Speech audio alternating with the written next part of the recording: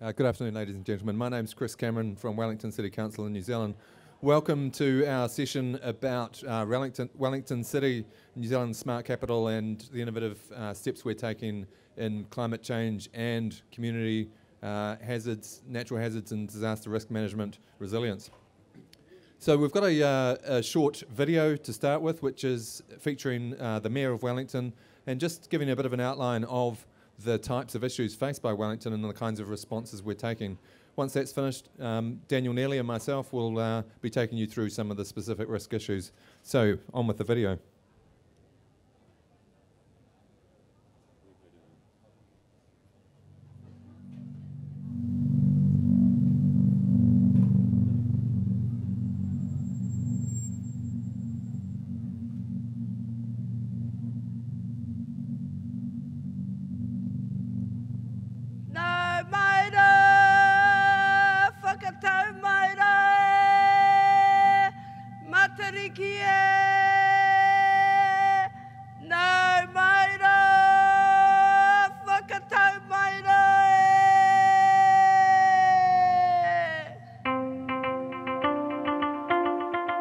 Hi, I'm Celia Wade-Brown, Mayor of Wellington, the capital city of New Zealand. Wellington City Council is one of the largest local authorities in New Zealand.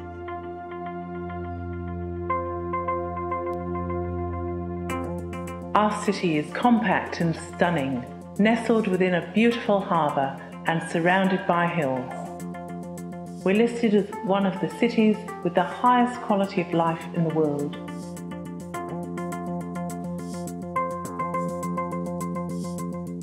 Wellington also faces a number of challenges and risks, including the possibility of earthquakes or tsunami. Combined with the likely effects of climate change, there is a compelling case for us to increase our levels of physical and community resilience. Resilience is one of our top priorities. We've been strengthening our buildings and infrastructure and preparing our communities for many years.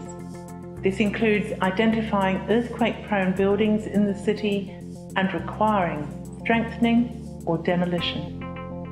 It also includes making disaster risk reduction the core focus of our emergency management team and working with our many ethnic communities to increase connectedness and mutual support.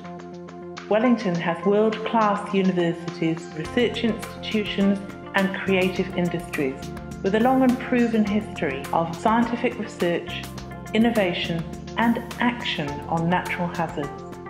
Our scale, geography and wealth of expertise mean that working together is part of our DNA.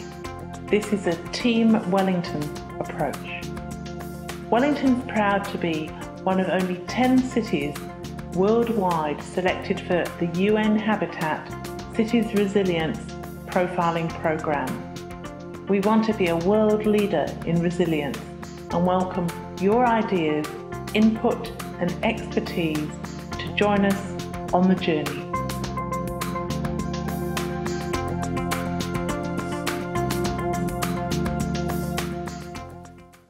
Okay. Now I'll pass over to Mr. Dan Neely, who's the Manager of Community Resilience in the Wellington Regional Emergency Management Office, who'll take us through the approach to community resilience in Wellington. Thank you. Thank you, Chris. My name is Daniel Neely, and as Chris said, I'm lucky enough to be the Manager of Community Resilience. Our Emergency Management Office, like many emergency management offices around the world, was recently pretty much geared 100% towards focusing on response. And what we asked ourselves about a year ago was, if we're supposed to be creating resilience in the community, then why isn't our organization structured to do that? So we've actually turned our organization upside down and put the majority of our team now focusing in the space of working directly, proactively with the community to facilitate their ideas to make them more resilient. So I thought I'd walk you through quickly a bit of our background in that structure. Whoops, not the video.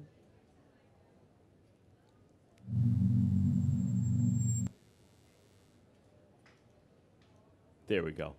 So what we did is the very first thing is we basically came up with a vision ready, resilient communities ready and capable, but what does that actually mean? And we went through an activity of just kind of really putting a bit of the flesh on the bones of what it means to be a resilient community.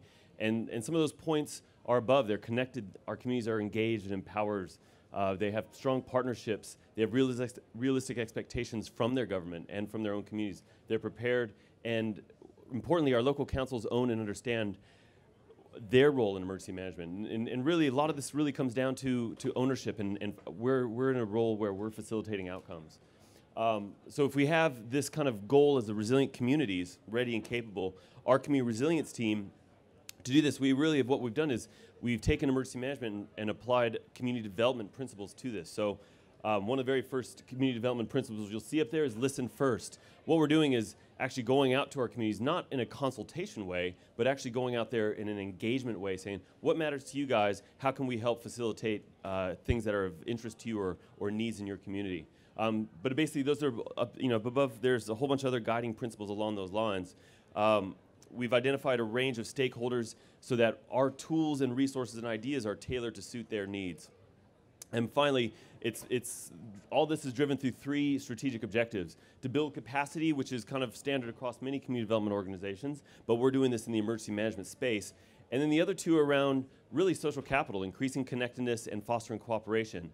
And from an emergency management point of view in government, we are increasing social capital through activities and tools and networks that we lead in the emergency management space, and then those that, with increasing connectedness, we support. So not everything has to be about emergency management. Just good community development in general actually leads to strong social capital, which then leads for better preparedness. I can give you one quick example of that is our award-winning Tsunami Blue Line project. Wellington is at the same level of tsunami risk than just like Japan, for example. And we knew what those modeling was based on some of our science that we had. We could have taken the approach of going out and hammering up some signs saying, this is what, this is where the tsunami risk is. But what we did is we actually went to the community and said, how do you guys want to display this in your community? We can put up some signs or we can do something else. And over the course of a few months, we actually came up with this idea, the community did, of wouldn't it be powerful just to draw a line on the street saying, this is how high the waves could come up. It was a really quite simple, elegant, cost-effective approach. We've been rolling it out across the city, and GNS Science, who is our national science organization, has actually done some studies, and this simple model, cost-effective, has actually really raised tsunami awareness dramatically. So it's just one example of us going out to the community, not imposing our ideas on them, but actually saying, how do you guys want to do this from the outset? So we've got a whole bunch of others, but I'm going to turn over to Chris now, so he can tell you a little bit about some of the really neat work we're doing in the climate change space in Wellington. Thank you. Happy to, oh, sorry, one other thing. We have put this into a community resilience strategy, so it's effectively for local government on how to, basically it's for our team, but it was also kind of a guide for other local governments if they wanted to go into this space. So I've got a few copies available if anybody wants to talk about it. Chris. Okay, thank you, Dan.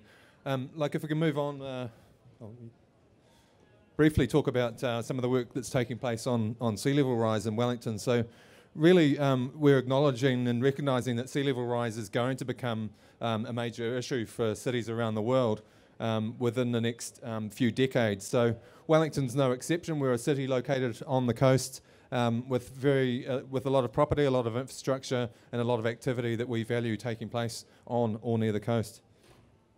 So if I have a look at some of the work that we've done, as I said, it will become a major issue. We're located on the coast. So what we've been doing is looking at doing some initial work to determine the likely effects and the kinds of response options that we can take in terms of sea level rise for Wellington.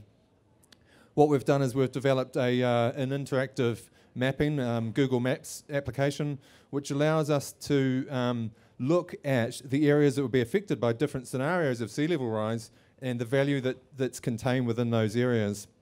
Some of you may have seen some of the similar work that's been done in the US through NOAA, NOAA, and Surging Seas work, which has looked at similar things. So we've looked at the values that are affected in those areas, not just economic value, but also the environmental, social, and cultural values in those areas too. So as it says, we've done an initial assessment of the costs and benefits of different types of response options to that sea level rise. very preliminary stages of that work. So we'll now be working alongside key stakeholders and the community to go out and to raise the profile of the issue, that actually sea level rise, climate change impacts are going to be a serious thing that they need to face, needs to be understood, and we need to discuss appropriate options, appropriate citywide responses that the community can support, buy into, and come up with. So one of the key questions we're asking is that given the kinds of changes that we expect in climate change and with sea level rise, what is it that you'd like to see the city look like in 30 years' time, in 50 years' time, or in 100 years' time? So that's the kind of nature of starting the discussion. So the community engagement that we do will... sorry, I've gone one too far. Will help us to work towards a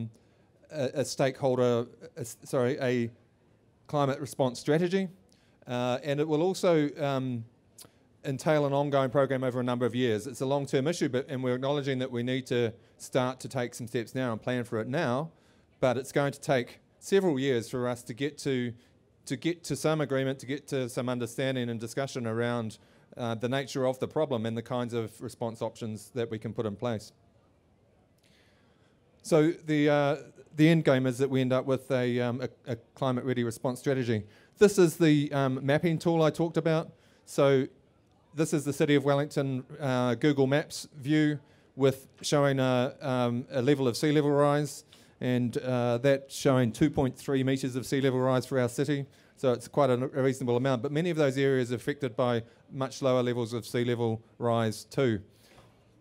So this is the tool that's, again, you can see on the left-hand side there is showing all of the different categories of infrastructure, property, and the total length affected within those areas where the sea level rises, as well as the value of that property and infrastructure. This is some 3D computer modelling we've had done which shows a similar thing. As you can see, there's areas right in this central city that are affected by, this is for 1 metre of sea level rise, and what we see is that this can be used as a key tool for engaging with communities and being able to make climate change real for them in terms of their city, the places they know, and the things that they love. So that's where we're going to take things. Thank you very much for your attention today. Appreciate you coming along. Please feel free to talk to either myself or Daniel if you would like to have more further information. Thank you.